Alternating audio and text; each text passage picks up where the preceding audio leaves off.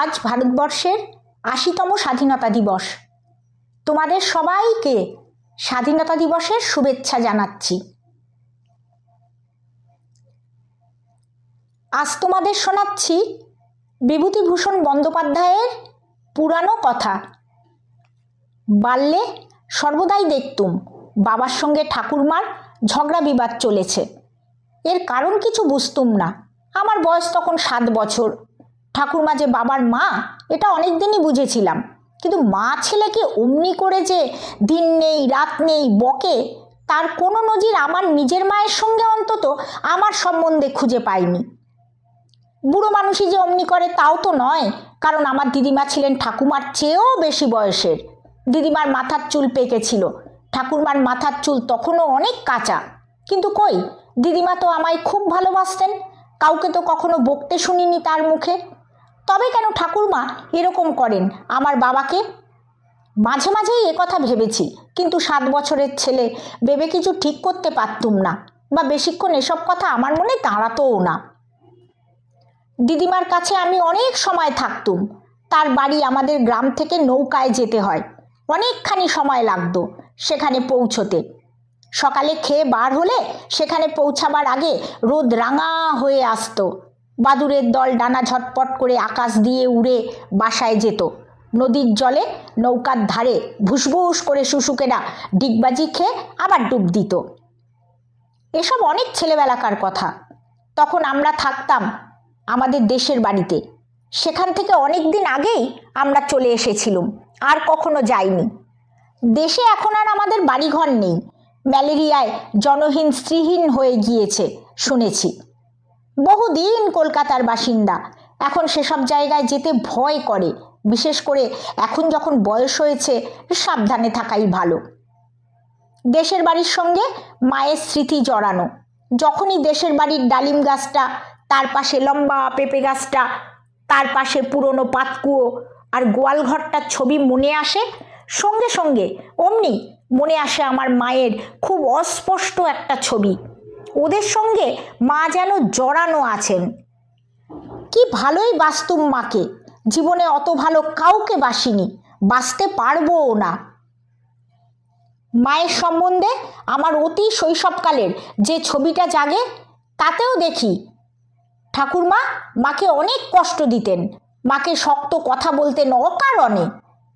ছেলে মানুষ হলেও আমি তা বুঝতুম, বুদ্ধি দিয়ে না বুঝলেও শিশুর ইনস্টিংক্ট দিয়ে বুঝতাম।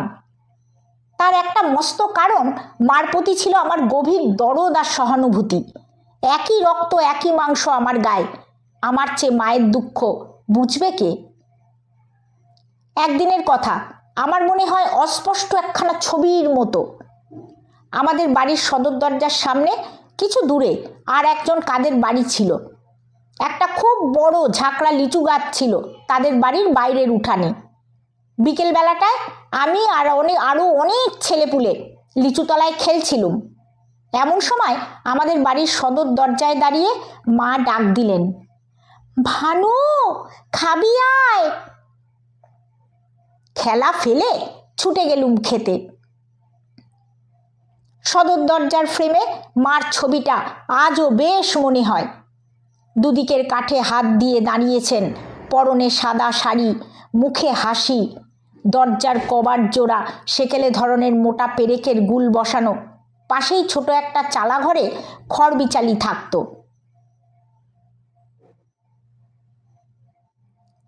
মা খেতে দিলেন মুড়ি মেখে। বেতের ছোট্ট ধামিতে মুড়ি নিয়ে খেতে বসেছি। এমন সময় নদীর ঘাট থেকে ঠাকুরমা ফিরলেন জল নিয়ে, আর আমার হাতে মুড়ির ধামি দেখেই মাকে বকুনি আর গালাগালি দিতে শুরু করলেন। ঠিক কথাগুলো মনে নেই, কিন্তু তার মোট মর্ম এই যে বাড়িতে ওবেলা পুরুত ঠাকুরের নিমন্ত্রণ ছিল, একাদশী বলে তিনি রুটি খেয়েছিলেন। তার পাতে রুটি তরকারি রয়েছে, সেই পাতের রুটি তরকারি আমার জন্যেই ঢাকা দিয়ে রেখে দিয়েছেন ঠাকুরমা। ঘাট থেকে আসতেও এমন কিছু দেরি হবে না। তখন এরই মধ্যে মুড়ির ঘড়া পেরে ছেলেকে সোয়াগ করে মুড়ি খেতে দেওয়ার মানে কি? আমায় বললেন, রাখ মুড়ি রাখ, 5-6খানা রুটি পড়ে রয়েছে পাতে, ওগুলো উঠবে কি করে? পরের পাতের ঘাটা জিনিস খেতে আমার ঘেন্না করে। কিন্তু ঠাকুমার ভয়ে কিছু বলতে পারলুম না। ঠাকুরমা ঢাকা খুলে পাতের খাবার আমায় খেতে দিলেন। খাবার সময়ই আমার কান্না এলো মায়ের কথা ভেবে। মিথ্যে মিথ্যে ঠাকুরমা মাকে বকলেন কেন? মা হয়তো জানতোই না পাতের খাবার ঢাকা আছে। ভাবলুম মায়ের প্রতি এমন একটা কিছু দেখাবো যাতে মায়ের মনের কষ্ট দূর হয়।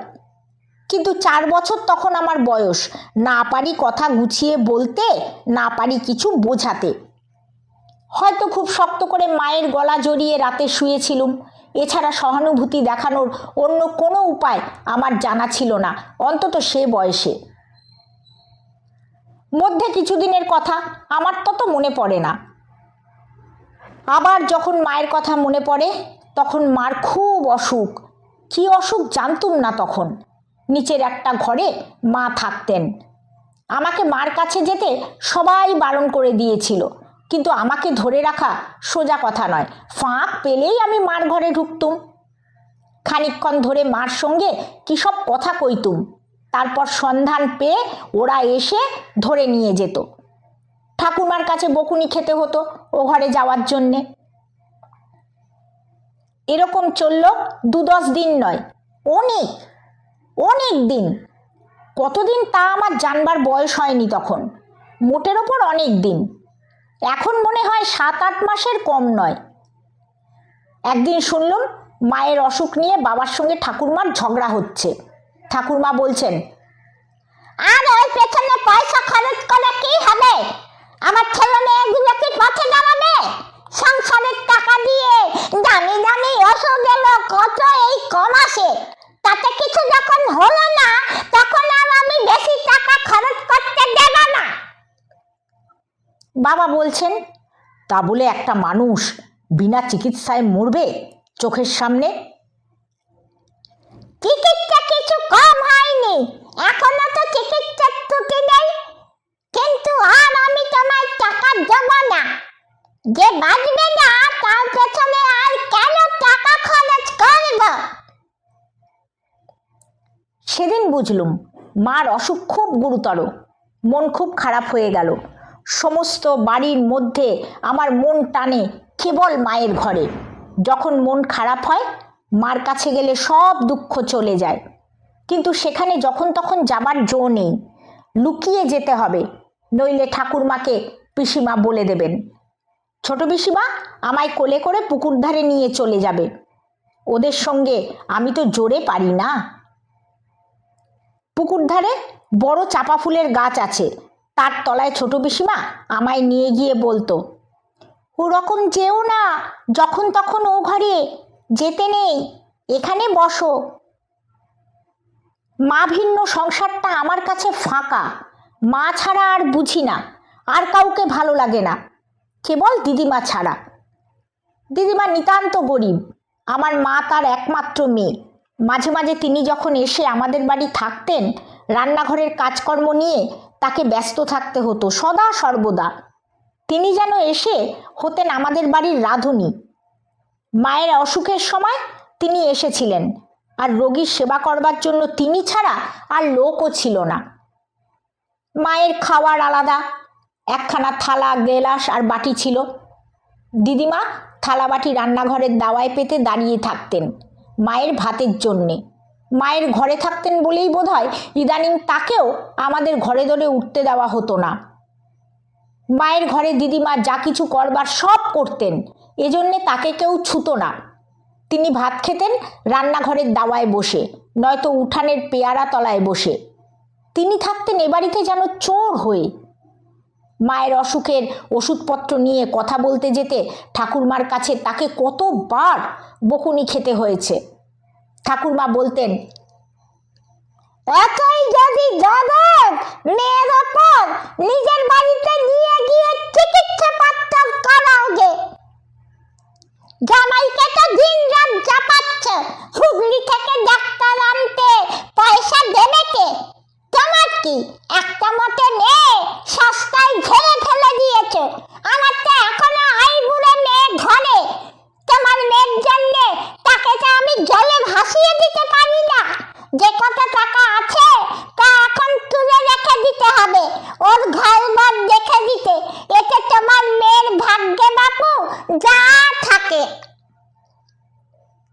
দিদিমাকে কতদিন পুকুর ঘাটের তলায় বসে একা হাপুস নয়নে কাঁদতে দেখেছি। এরকম কতদিন যে কাটলো, কতদিন যে মায়ের ঘরে যেতে পারলুম না। মা দিন দিন যেন বিছানার সঙ্গে মিশে যেতে লাগলেন। মায়ের ঘরের দৌড় সর্বদাই বন্ধ। আমি জানলা দিয়ে উঁকি মেরে দেখতুম মা একা ঘরের মধ্যে বিছানায় অঘোর হয়ে অচৈতন্য হয়ে শুয়ে। দিদিমা হয়তো মায়ের ছাড়া কাপড় কাচতে গিয়েছেন। আমি আস্তে আস্তে ডাকতুম, ও মা, মা।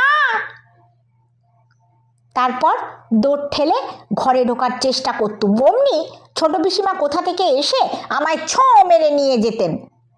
বাপ্পা, কি দোষী ছেলে! একদণ্ড যদি চোখের আর করবার জো আছে। ঘুরছেন সর্বদা মার কাছে যাবার জন্যে। বারণ করে দিয়েছি না তোমায়? ঠাকুরমা চেঁচিয়ে বলে উঠতেন, দে দে, আচ্ছা করে দুধা কষিয়ে পরের হলা খায় আর বন পানের ধায়। যতই করো ছেলে সর্বদাই মা মা আরে মা। পিসিমা মাকে সত্যিকারের ভালোবাসতেন। তার বিয়ে হয়েছিল এই গায়েই। পিসেমশাইয়ের অবস্থা বোধহয় ভালো ছিল না। বড় পিসিমাকে ভালো কাপড় চোপড় পরতে কোনোদিনও দেখিনি। ঠাকুমার সঙ্গেও বোধহয় তার তেমন ভাব ছিল না। তিনি কিন্তু মাঝে মাঝে এসে মায়ের কাছে বসে থাকতেন। দিদিমা বাদে তিনি আর বাবা ছাড়া মায়ের ঘরে আর কেউ ঢুকত না। বাবার কোনো কথা বলার জো ছিল না। মায়ের অসুখের সম্বন্ধে কিছু বললেই ঠাকুমার সঙ্গে ঝগড়া বেঁধে যেত। একদিন সকালে উঠেই শুনলাম ঠাকুরমাতে আর বাবাতে তুমুল তর্ক চলছে। ঠাকুরমা বলছেন, চন্দ্রায়ন প্রাকৃতি না করলে আমার বাড়িতে অকল্যাণ হবে। তোমার বউ তো আর একা নয়, আমার তো আরো লোকজন নিয়ে ঘর কান্না করতে হয়। পুরুষ ঠাকুর বলে দিয়েছেন প্রাকৃতিক করাতে হবে এই একাদশীর দিন। বাবা বলছেন, বলো কি মা, ও কালও বলেছে। হ্যাঁ গো, আমি বাঁচবো তো? আমি বলেছি, কেন বাঁচবে না? এবার ডাক্তারও বলেছে সেরে উঠবে। চন্দ্রায়নের নাম শুনলেই ও ভয়ে খুন হয়ে যাবে। যার এখনো এত বাঁচবার ইচ্ছে, তাকে কি করে প্রাচিত্যের করানো যায় মা? ও তাহলে ভয়েই তো মরে যাবে। আর এমনিই যেন বাঁচবে দুদিন আগে আর দুদিন পরে। তোর লজ্জা করে না বইয়ের কথা বলতে আমার সামনে? মুখের লাগাম আলগা করে দিয়েছ যে একেবারে। এক করার মুরদ নেই, আবার কথাবার্তা শোনো গুণধর ছেলের। সোজা কথা বলে দিচ্ছি, প্রাচিত্য না হলে ওই রোগের মারা কেউ বার করতে আসবে ঘর থেকে। বাবা বললেন, চুপ চুপ, শুনতে পাবে ও ঘর থেকে। আচ্ছা মা, তোমার কি একটু দয়াও হয় না? ও মরণের নামে ভয়ে কালি হয়ে যাচ্ছে। দুবেলা একে ওকে বলছে আমি বাঁচব তো। আর তুমি কি বলে ওর কানের কাছে? এর উত্তরে ঠাকুরমা চিৎকার করে বিপরীত কাণ্ড বাঁধিয়ে তুললেন। যাই হোক, বাবার কোনো কথা বোধহয় খাটলো না। কারণ একদিন মায়ের ঘরে কি সব পুজো আচ্চার জোগাড় হলো। পুরুত ঠাকুর এলেন ও পাড়া থেকে। তিনি কালীর বাবা, আমি তাকে চিনি। কালী আমাদের সঙ্গে খিড়কি বাগানে কত খেলা করেছে, ভারী ছুটতে পারে। তার সঙ্গে ছুটে কেউ পারি না আমরা। সে এখন এখানে নেই, তার মামার বাড়িতে গিয়েছে। বড় পিসিমা বলছিলেন হরিগয়লানির কাছে, সে আমাদের দুধ যোগান দেয়। হা হা হা হা, বলছি পুরুত আসছেন, তোমার একটা সস্তেন করতে হবে কি না? তো বউয়ের মুখ ভয়ে এতটুকু হয়ে গিয়েছে, বলছে, কেন ঠাকুরছি, তবে কি আমি বাঁচব না? তখন আবার বোঝাই, বলি তা কেন, সস্তেন করলে তোমার অসুখ সারবে, ভয় কি? হা হা হা, ছেলে মানুষ এই সবে 22 বছরে পা দিয়েছে, ওর এখনো কত স্বাদ জীবনে, বাঁচবার কি ইচ্ছে পোড়া কপালির। দিন 10-12 পরের কথা। পাশেই এ পাড়ার সন্তুদের বাড়ি। সন্তুর দাদা বিয়ে করে নতুন বউ এনেছে। তাদের বাড়িতে সবাই গিয়েছে বউ দেখতে। খুব বাজি বাজনা করে বিয়ে করতে গিয়েছিল সন্তুর দাদা। এক একটা হাউই বাজি যেন গিয়ে একেবারে আকাশে ঠেকে। বাড়ির সবাই গিয়েছে, দিদিমা যাননি। রাত জাগেন বলে তিনি ও বারান্দায় আঁচল পেতে ঘুমোচ্ছেন। আমি চুপি চুপি মায়ের ঘরে ঢুকে মায়ের কাছে গিয়ে বসলুম। মায়ের কাছে আসবার লোভেই বউ দেখতে যাইনি, বাগানে গিয়ে লুকিয়েছিলুম, নইলে ছোট পিসিমা অনেক ডাকাডাকি করেছিল। মা বেশি কথা বলতে পারেন না। আমি চুপ করে মায়ের বিছানায় শিয়রের পাশটিতে বসে আছি। বেলা বেশি নেই, পুকুরের চাপা গাছে রোদ রাঙা হয়ে এসেছে। খানিকটা পরে মা বললেন, খোকা, আমি যদি মরে যাই তুই কি করবি? আমি কিছু বললুম না, চুপ করে রইলুম। আমার মনে একটা অদ্ভুত ধরনের বিবাদ। আর কখনো এ ধরনের ভাব আমার মনে হয়নি।